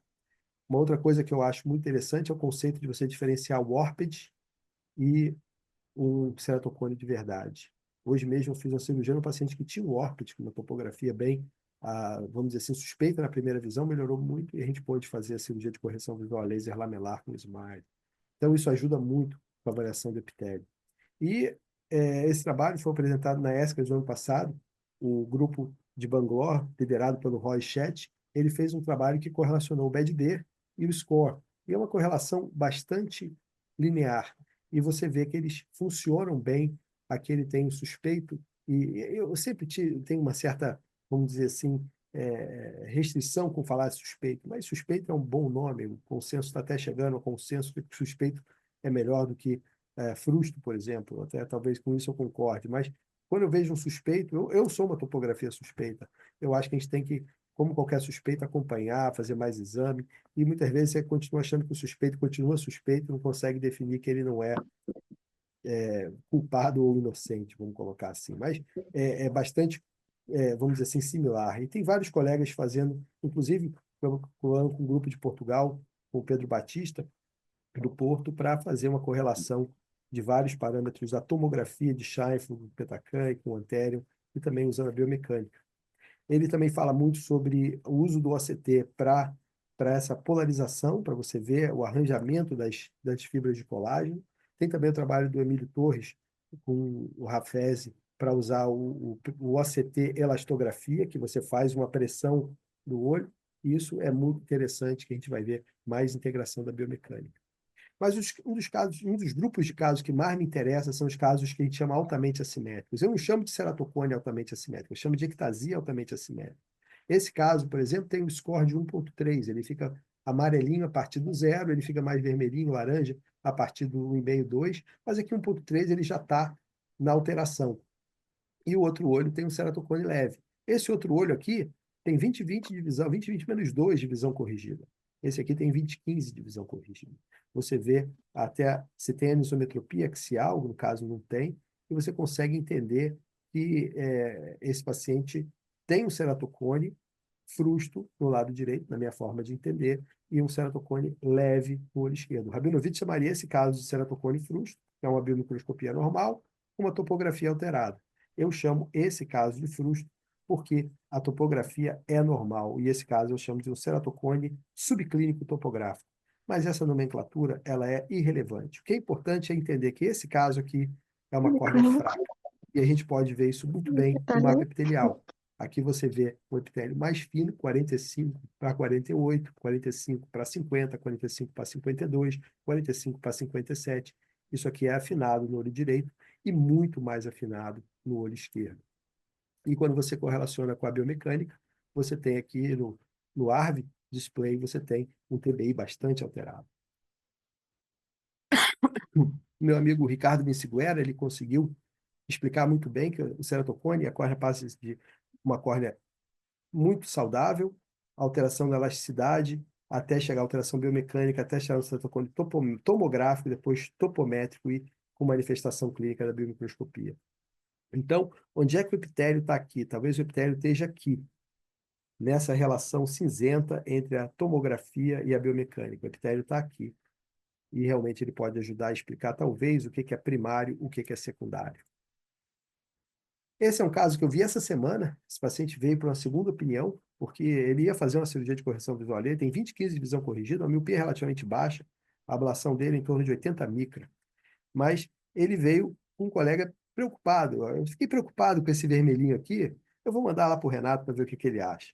E eu falei, olha, que sorte que você não fez a cirurgia. Porque além do paciente ser jovem, esse aqui está tudo normal, o olho direito, e aqui ele falou, não entendi por que tem alguma alteração aqui no olho esquerdo, não entendi por quê. Realmente, por quê? Porque esse paciente tem uma alteração muito leve no olho esquerdo, e você vê aqui o score dele, 4,7, e aqui ainda num score relativamente baixo, mas 0,6 já está acima do zero. E aí você fala, posso ou não posso operar? E aí a gente usa um conceito que é o RTA. O RTA é um trabalho fantástico do Aidaro Machado, é um trabalho que faz parte do software do Brain, que vai ser disponível comercialmente em breve. O RTA ele combina a característica tomográfica e biomecânica do paciente com o impacto da cirurgia. Então, aqui mesmo para um PRK, colocando o epitélio com 50 micra, considerando aqui a ablação de 75 e 80, o RTA está alto, enquanto que o leito residual é de 402, considerando o ponto mais fino, e o PTA é 0,24. 407, 0,24, e aqui o RTA ainda está no vermelhinho. Então, isso é importante porque aumenta a nossa sensibilidade para ver que a córnea não pode ser enfraquecida. E quando você olha para o Corvis, é uma córnea bem fraca, uma córnea fraca que não pode ser enfraquecida nem com PRK. E se você usar os critérios de, é um PRKzinho, aqui a paquimetria central tá boa, você realmente pode ter ectasia. A gente tem alguns casos já internacionais sobre isso. Rapidamente falar o que o Antherium tem na literatura. O Antherium já tem cerca de 150 trabalhos na literatura. Isso, considerando o tempo do Antherium, é bastante expressivo. Outros tomógrafos mais antigos têm uma literatura talvez um pouco mais extensa, pelo tempo de experiência, mas é uma literatura muito boa. Por exemplo, a repetibilidade e acurácia. Você tem aqui o Antherium, o MS-39 e o Avante, que é um pouquinho menos do que o Avante e o Antherium. Isso talvez a gente possa questionar um pouco, porque o Spectral Domain deveria dar junto com o Avante, talvez alguma coisa em relação à tecnologia possa ter sido otimizado, isso pode ser visto, mas esse trabalho mostra o Antherium bastante comparável ou quase entre os melhores em relação à repetibilidade, que é medida 3 vezes consecutiva do aparelho. Quando você fala em óleos normais, o Pentacam, o Antherium e o Cassia 2 têm repetibilidade e acurácia de ceratometria central, a ceratometria total da córnea e a posterior, mas não para o astigmatismo. Então, você pode usar intercambiabilizado, você pode usar o exame de um até para o outro, de uma forma relativamente aceitável, pelo menos estatisticamente, de acordo com esse estudo recente do BMC, desse grupo de Xinhao, a gente tem essa possibilidade de usar intercambiar. Mas eu nunca considero uma boa ideia você pegar exame de um aparelho para botar no outro, a não ser que você tenha bastante consciência do que você está fazendo do ponto de vista da tecnologia. Em relação ao comprimento axial, ele é extremamente comparável com outras tecnologias, né? Em relação ao IL Master, em relação ao A2000, que são também aparelhos de swept source, de OCT. Eu tenho experiência de usar outros aparelhos, eu acho que o Antherium ajuda muito em relação ao cálculo de lente. Em cataratas mais densas, em alguns casos você realmente não consegue, mas tem córnea que catarata que você acha que ele não vai medir, ele realmente consegue medir, isso é bastante interessante. Isso tudo precisa ser entendido porque a gente tem um astigmatismo ceratométrico anterior, total da córnea, e a gente ainda tem muito que aprender em relação a essa qualidade do poder da córnea para você poder tomar a decisão sobre cirurgia refrativa da catarata. Mas talvez esse seja o ponto que eu acho que mais pode ajudar no dia a dia. Como é que o epitélio pode te ajudar numa cirurgia refrativa da catarata? E eu estava conversando com a minha amiga Aileen Crema, ela falou, Renato, eu preciso de um biômetro que tenha mapa epitelial, porque outro dia eu vi um paciente que usava lente de contato, eu fiz a biometria e estava mudando um pouquinho, aí eu pedi para repetir na véspera da cirurgia, vi que mudou bastante o cálculo da lente, isso só pode ser o epitélio, com certeza é só o epitélio. E não é só a lente de contato, não é só, principalmente paciente jovem que usa lente de contato, paciente com alta hipermetropia, ele não pode ficar sem a lente de contato uma semana para poder fazer uma cirurgia refrativa, uma medida antes de uma cirurgia. Mas claro que pode, a gente tem que orientar, porque é melhor ficar uma semana com anisometropia do que o resto da vida com uma lente errada, ou com você ter que lidar com isso. Então você tem que pensar o que é bom o suficiente e o que é o ideal, mas tem que pensar o que é o mínimo também, para a gente poder ajudar o paciente da melhor forma possível. E não é só na lente de contato, mas quando tem olho seco. Eu acho que a otimização da superfície ocular é fundamental, e muitas vezes o epitélio consegue explicar o padrão irregular desse paciente com uma disfunção lacrimal relativamente, vamos dizer assim, subclínica. E você tem epitélios mais grossos, em alguns casos, com irregularidade mais fina, e tem vários trabalhos que suportam isso. Conclusões, eu não quero passar mais o tempo. É, a gente tem que pensar na repetibilidade e reprodutibilidade, tanto para a córnea como para o seu complemento axial. Ele pode ser usado de forma intercambiável, mas eu prefiro ficar com cada aparelho usando os seus cálculos. Ele faz uma avaliação bastante completa do segmento anterior e da córnea. É uma avaliação que ajuda no dia a dia, ele tem consistência em diferentes populações, e isso é importante de acordo com você analisar paciente asiático, paciente brasileiro, paciente europeu. A gente tem principalmente na nossa sociedade, tem muita mistura e esses pacientes eles têm medidas bastante confiáveis. Ele ajuda muito no fluxo da clínica e realmente é um aparelho que faz uma grande possibilidade de ter outras integrações. Eu acho que uma cirurgia topo-tomo guiada pelo Antherium mereceria ter uma plataforma, talvez vai acontecer isso com a Bausch Lomb, eu não tenho certeza, mas eu vejo uma certa possibilidade, mas essa integração com o workflow cirúrgico, por exemplo, com um microscópio, para você fazer a cirurgia intraocular com o OCT, eu vejo eu vi um protótipo de um microscópio na academia que faz o OCT, o Antherium, dentro de um microscópio com esse sistema de visualização 3D. Eu achei isso fantasticamente interessante. Isso pode ajudar muito em alguns casos. Eu agradeço aqui a atenção de vocês e fico aqui à disposição para a gente poder usar esse tempo aqui para bater um papo e aprender um pouco mais um com o outro. Mais uma vez, obrigado. É um prazer e uma honra poder colaborar com vocês. Doutor Renato, obrigado. Bora. E o meu vídeo aqui eu não abri. Agora sim. Doutor Renato, muito obrigado. O senhor compartilhou aí uma grande experiência sua. Eu acho que demonstrou aí grandes informações, para mim, até inéditas, né? E quero agradecer muito a tua presença aqui, compartilhar a tua experiência aqui. Acho que agora é abrir para perguntas e respostas aí, quem tiver dúvida, alguma.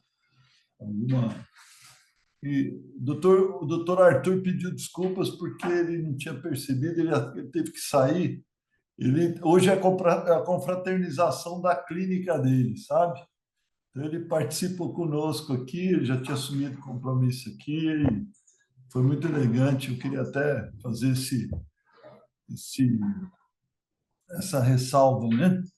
E agradecer também a participação dele, doutor Carlos, e passo a palavra aí para o doutor Renato e para quem mantiver aí, quem quiser fazer alguma pergunta, direciona.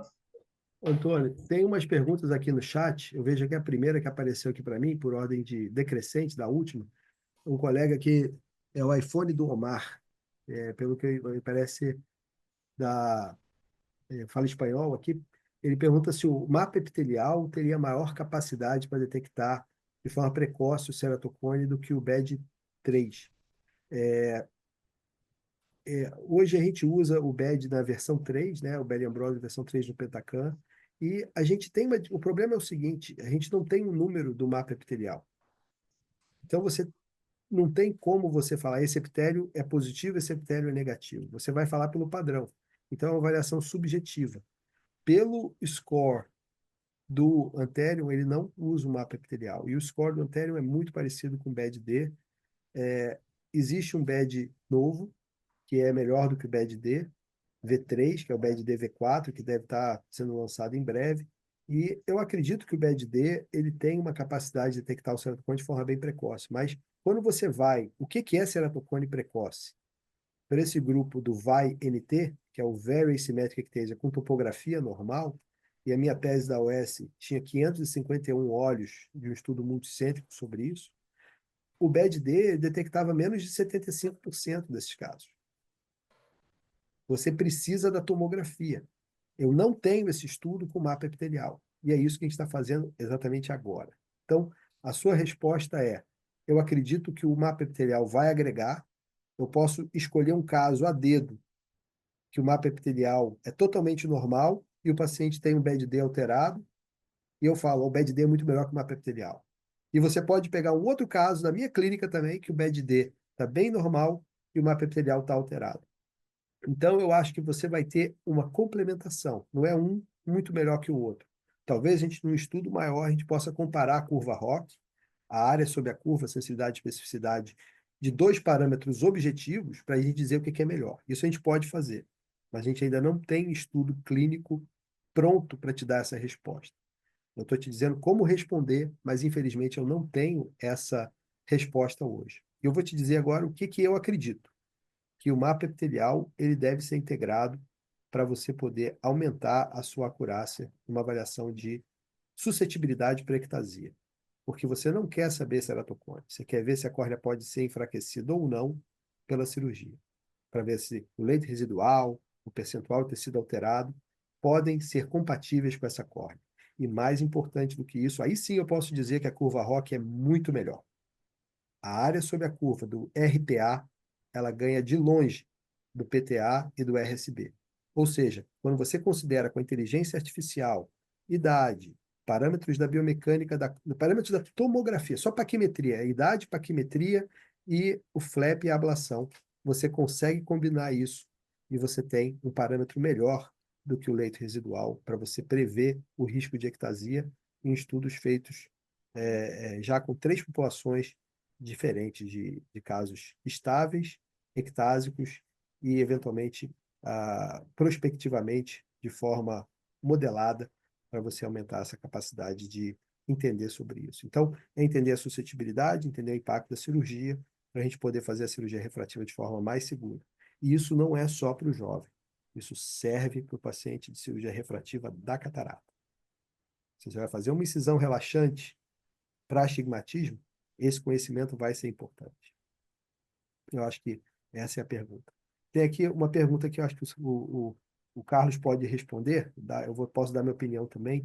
Ele perguntou sobre a precisão do swap source, que é de mais ou menos 10 micra. Isso é o suficiente para ver o mapa epitelial? Eu já vi que essa pergunta ela pipocou aqui antes, também por outro colega. Quer fazer algum comentário sobre isso, Carlos?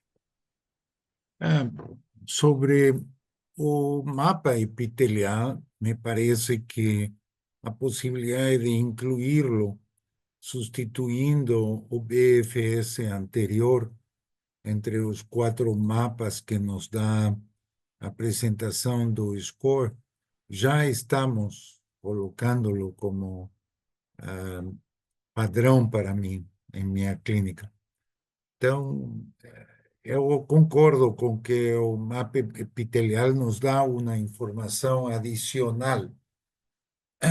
Sou da opinião de que Scheinflug pode dar mapa epitelial. Entretanto, as firmas não se interessaram muito, talvez por a falta de resolução do próprio Scheinflug. Enfim, o OCT nos dá um bom mapa epitelial. E o importante é que a escala seja correta e não escala invertida, porque ver espeso amarelo e fino em azul confunde completamente. Então, o mapa epitelial ainda não está falado tudo. Óleo seco tem uma variabilidade de epitélio muito grande. E, através do mapa epitelial, eu consigo avaliar quando um tratamento com lubrificantes está melhor que com outro lubrificante. Isso é clássico. E pré-operatório de catarata, estudo de óleo seco, não somente com um Schirmer, mas também com mapa epitelial, para mim já é padrão.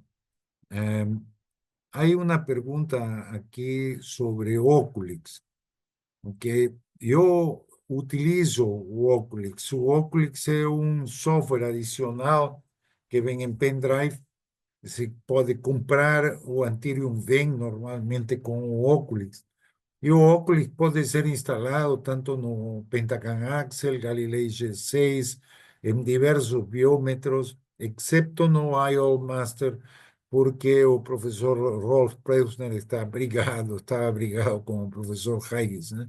Então, mas a maioria dos biômetros pode ter o Oculix. E por Ray Tracing, é um software bastante bom.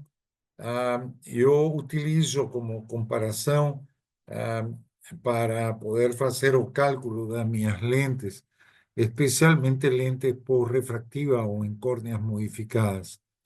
Uma crítica que eu poderia eventualmente fazer ao Antireum é de que ainda está muito amarrado. Se eu quero utilizar um TCP no cálculo da minha lente intraocular, tenho que utilizar o 5K. Então, ou utilizar o que a Barrett ou o Oculix me dá. Eu não posso editar muito os dados da córnea para meus cálculos de lente intraocular. Isso provavelmente seja modificado no futuro, porque permite uma maior flexibilidade. Com relação à resolução, eu tinha entendido de que o Antirium chegava a uma resolução de aproximadamente 3 a 5 micras, o qual é uma resolução praticamente 10 vezes melhor que o Scheimpflug, que chega entre 30 e 50 micras, né? Então, por isso que eu falo que talvez a melhor superfície posterior, os melhores mapas de superfície posterior que eu tenha visto são definitivamente no Antírio, mais que no próprio Galilei, mais que no Pentacan, que é unicamente Scheinfeld. Então, isto provavelmente derive também a que o wavefront do Anterium seja melhor que o wavefront derivado de Scheinflug ou Scheinflug mais plácido, ok? Então, já temos trabalhos comparando o wavefront da superfície posterior. E a superfície posterior definitivamente é tão importante para o cálculo da lente intraocular em córneas modificadas, em córneas com ceratocone, onde tem um astigmatismo muito maior do que deve ser, e poderemos ver a correlação dos astigmatismos anterior com posterior muito melhor com este tipo de equipamentos.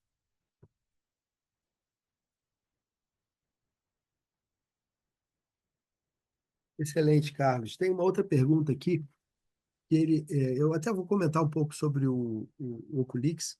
Eu gosto muito do Oculix. Eu uso o Oculix tanto no Antero como no sistema do Cassia.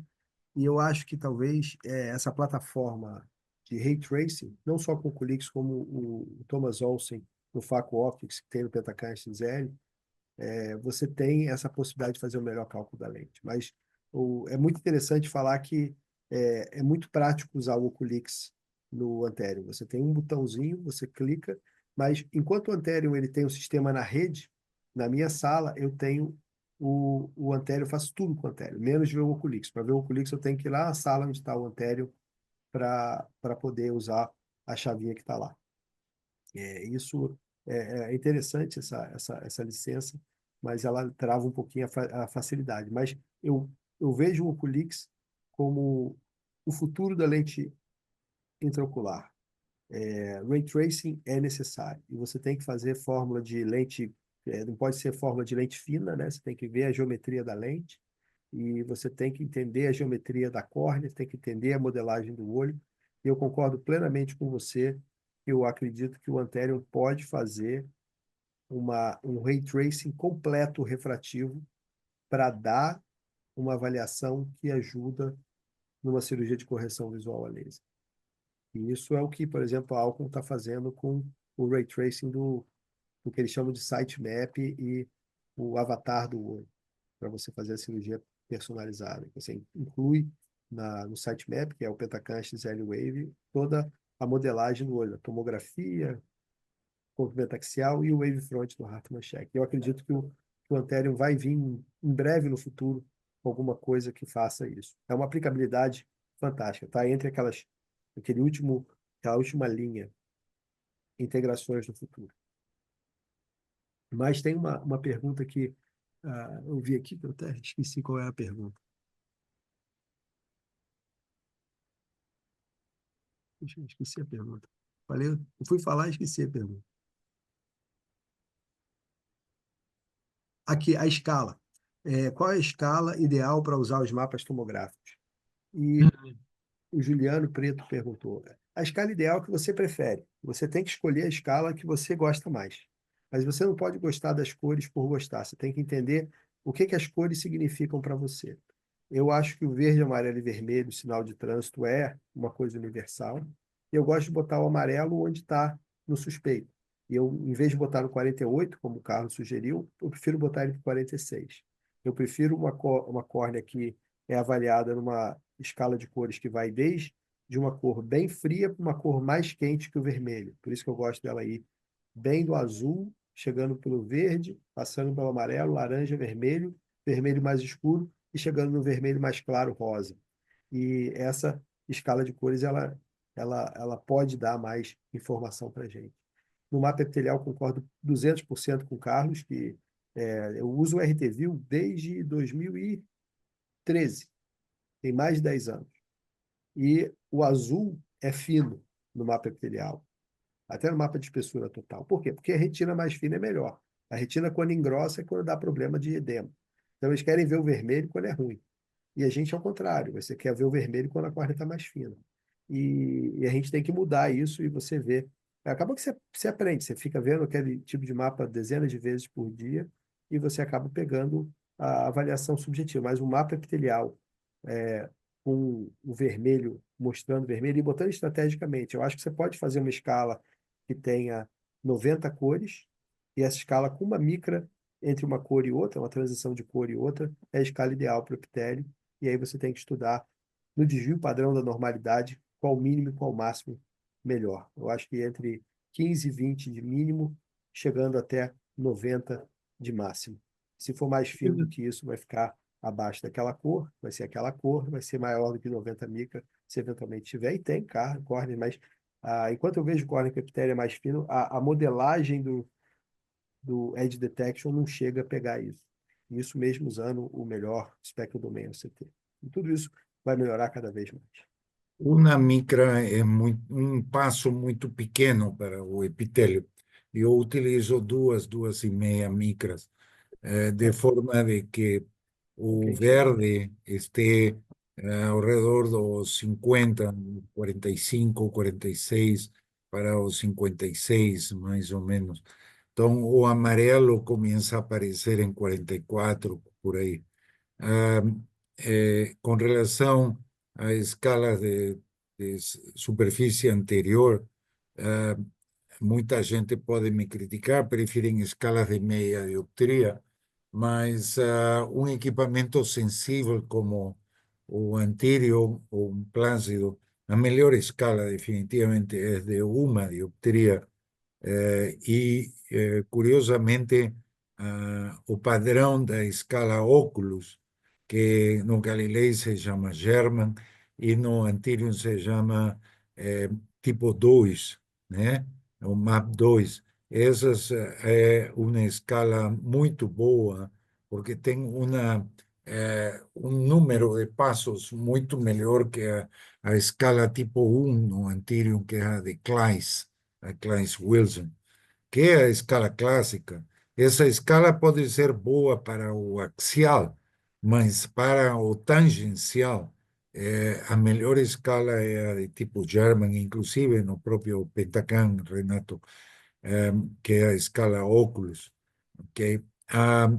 E eu prefiro o que eu lhe he chamado escala CGA, pelas minhas iniciais, assim se chamou com o Orbiscan, em 2003, 2004, e depois foi aplicado em 2009 para o Galilei. Atualmente está em processo pela Heidelberg para adotar. Eu prefiro o amarelo em 47, não em 48. Porém, como está agora, o anterior não me permite uma escala de uma dioptria com o amarelo em 47. Somente me permite em 48. Então, é muito parecido. Igual na superfície posterior, eu prefiro em menos 6,75 o amarelo. Porém, não me permite a configuração atual do anterior. Então, está em menos 7 o amarelo em escala medium, não em escala high, nem em escala low, no anterior, e sempre tipo 2. Para mim, a visualização dos mapas é muito simples quando temos o conceito das escalas CGA, que é codificar as cores para escalas absolutas normatizadas. Que acho que são as melhores escalas em qualquer equipamento.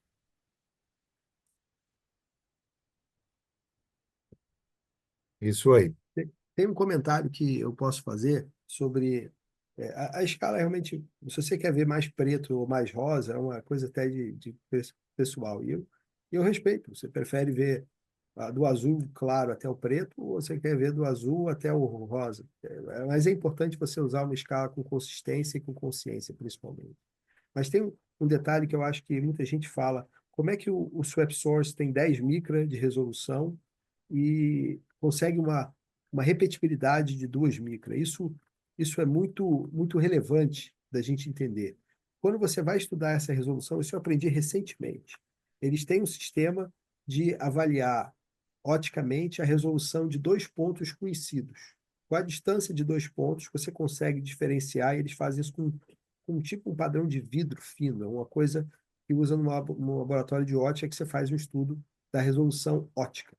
Quando você vai para a repetibilidade, você está falando da consistência de medida. Você mede 3, 5 vezes a mesma coisa e você está vendo a quantidade de desvio das medidas, que é muito importante para você confiar no aparelho. Você mede 3 vezes e você tem 3 medidas muito diferentes, você vai entender qual que você quer. Você quer a média? A única coisa que você tem certeza é que essa média não é o valor real. Você tem a medida X, Y e Z, esse desvio padrão é muito grande. Você quer medidas com uma alta repetibilidade, essa precisão.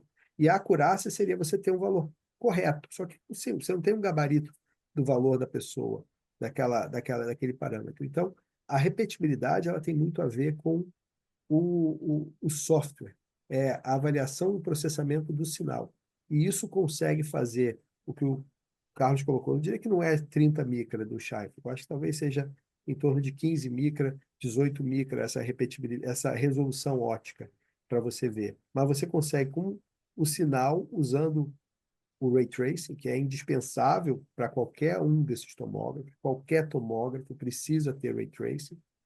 Isso é impossível você ter um tomógrafo que não use o Ray Tracing para fazer essas medidas. Você consegue, com essa avaliação, que muitas vezes é dita como proprietária das empresas que fazem isso, você vai ter um processamento do sinal que vai permitir medidas consistentes com uma repetibilidade alta. Isso é algoritmo, isso é a estabilidade do edge detection de acordo com o algoritmo. Então, você pode ter uma precisão alta, mais alta do que essa capacidade ótica de resolver distâncias de coisas relativamente conhecidas. Então, isso é bem interessante. A gente quer melhorar as duas coisas, mas não adianta também você ter uma capacidade de resolução ótica muito alta e não ter repetibilidade. Você precisa trazer repetibilidade para o processamento óptico para eventualmente ter essas duas coisas. Então, são duas coisas diferentes, complementares, mas fundamentais. É interessante nos começar a pensar em relação a isso que estás mencionando, Renato. Quem é primeiro, o ovo ou a galinha? Então, os equipamentos nos medem e nos detectam os edges anterior e posterior da córnea e posteriormente nos deduzem em base às diferenças de elevação, que a paquimetria, ou nós conseguimos medir a superfície anterior com um método, por exemplo, como Plácido, combinado com Scheinflug, e a partir de aí nós medimos a paquimetria e da combinação da superfície anterior e paquimetria nós reproduzimos e reconstruímos a superfície posterior.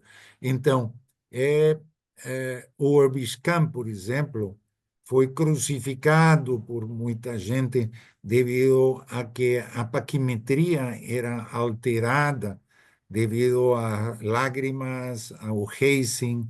Qualquer Scheinflug tem alteração da paquimetria com hazing, tanto o Scheinflug simples como o Pentacam, como o duplo Scheinflug com Plácido, como o Galilei. Então, Antirium, para mim, tem uma possibilidade de paquimetria muito melhor, porque é diferente tecnologia.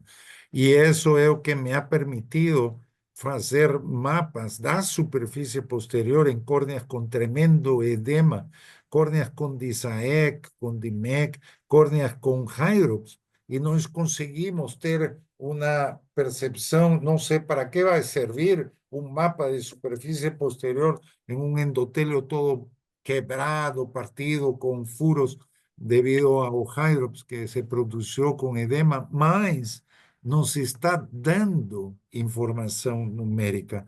Então, em córneas maltratadas, com cicatrizes, se nós lembramos daquela história do Camra, por exemplo, que o Camra era um inlay dentro da córnea e produzia uma alteração tremenda na paquimetria, porque parecia como que detrás da área fosca do Camra a córnea era muito mais fina. O que eu desenvolvi, ajudei a desenvolver um software para corrigir isso com o Galilei, porque o Galilei tinha a possibilidade de fazer ambas formas. Primeiro, a paquimetria para deduzir a posterior ou de encontrar a elevação da posterior para deduzir a paquimetria. Então, ambos sistemas eram como que se auditavam um para outro.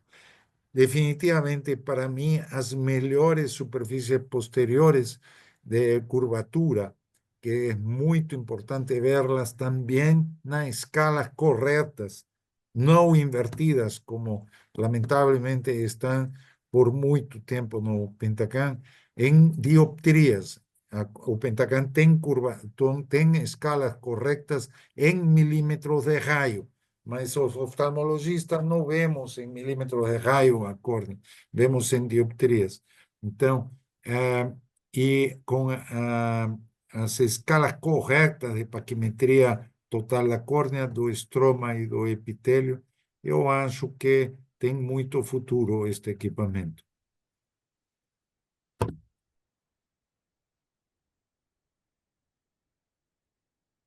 Excelente. Excelente, Antônio. Eu acho que a gente já está com 2 horas de webinário. O pessoal aqui prestando bastante, participando. Fico muito feliz, agradeço a oportunidade de todos. Se alguém quiser, abre o microfone, faz alguma pergunta para a gente terminar, ou então...